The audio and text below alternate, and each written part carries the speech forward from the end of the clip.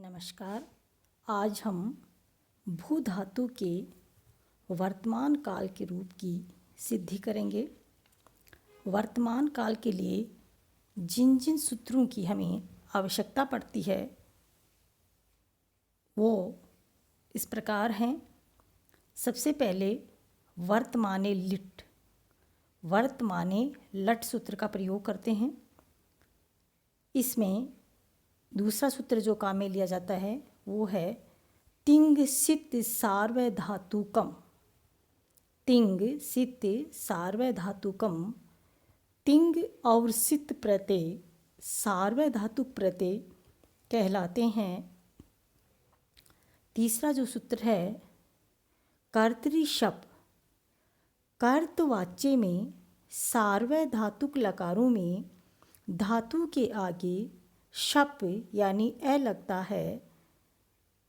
अगला जो चौथा सूत्र है जो हम वर्तमान काल के रूप सिद्धि में काम में लेंगे, सार्वधातु कार्ध धातु कयो, यानी सार्वधातुक और आर्ध धातुक के बाद में हो तो धातु के अंतिम इक यानी ई उ और री का गुण हो जाता है।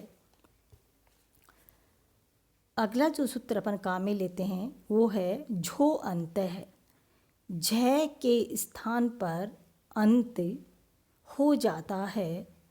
अतो गुणे सूत्र कहता है कि पद के बीच में यदि ए के बाद गुण ए ओ हो तो वहाँ पररूप आदेश हो जाता है।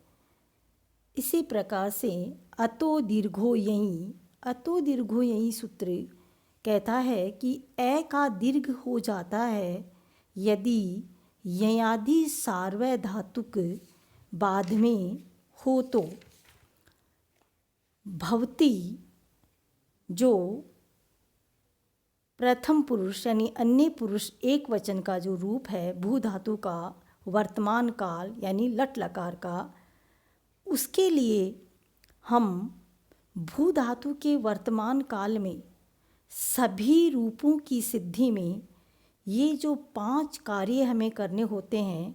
सबसे पहले जो सूत्र सभी में लगते हैं वो वर्तमानी लट सूत्र है जो लट लकार में लगेगा, और फिर तिप तस झी इत्यादि सूत्र जिससे अपन प्रत्यय का प्रयोग करते हैं।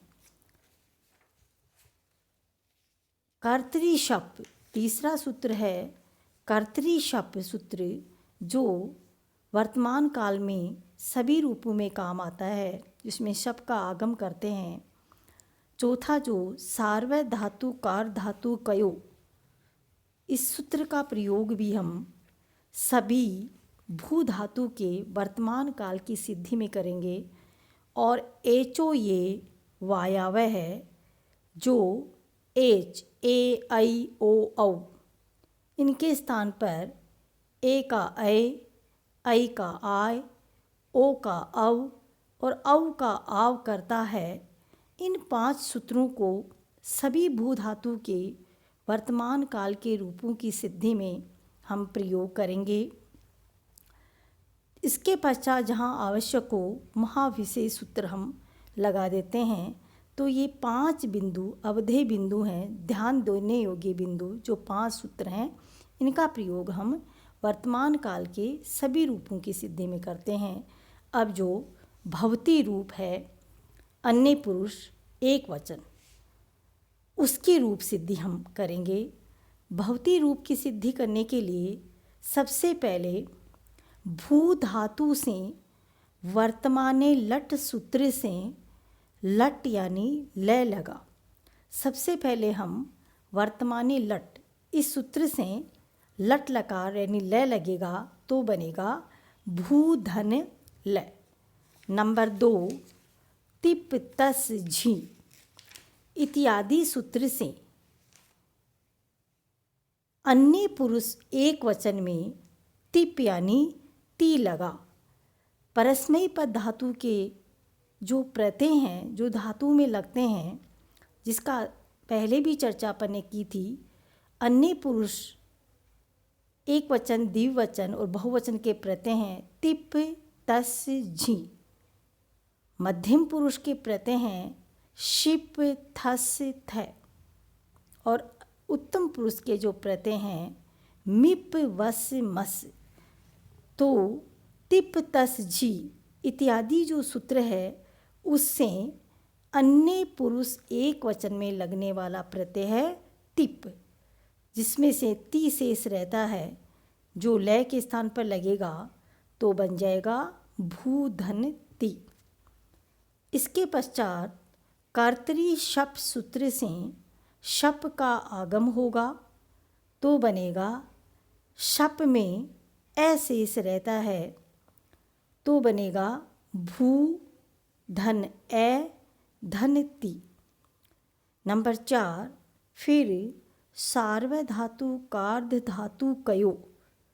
इस सूत्र से भू में जो ऊ है उसका ओ गुण हो जाता है। भू में ऊ का ओ गुण हो जाता है तो बनेगा भो, धन, ए, धन, ती बना। इस प्रकार से हमने 4 सूत्र वर्तमाने लट पहला, दूसरा तिप, तस, झी इत्यादि से अपन प्रत्यय का लगाते हैं। तीसरा सूत्र कर्तरी शप, जिससे शप ए का आगम हुआ था। और फिर चौथा सूत्र काम में लिया है सार्वधातु कार धातु कयो, जो ऊ का ओ गुण करता है। इसके पश्चात जो 5वां सूत्र है एचो ये वायावह है। एचो ये वायावह सूत्र ओ के स्थान पर अब आदेश कर देता है तो ओ के स्थान पर अब हो जाएगा तो बनेगा भय, ओ का अब हो जाएगा ए, धन, ती। अब इनको जब संयुक्त करेंगे तो भवती रूप की सिद्धि होगी। इस प्रकार भवती की रूप सिद्धि के लिए हम क्रमशः सूत्रों का उल्लेख करते हुए इसकी रूप सिद्धि करेंगे। धन्यवाद।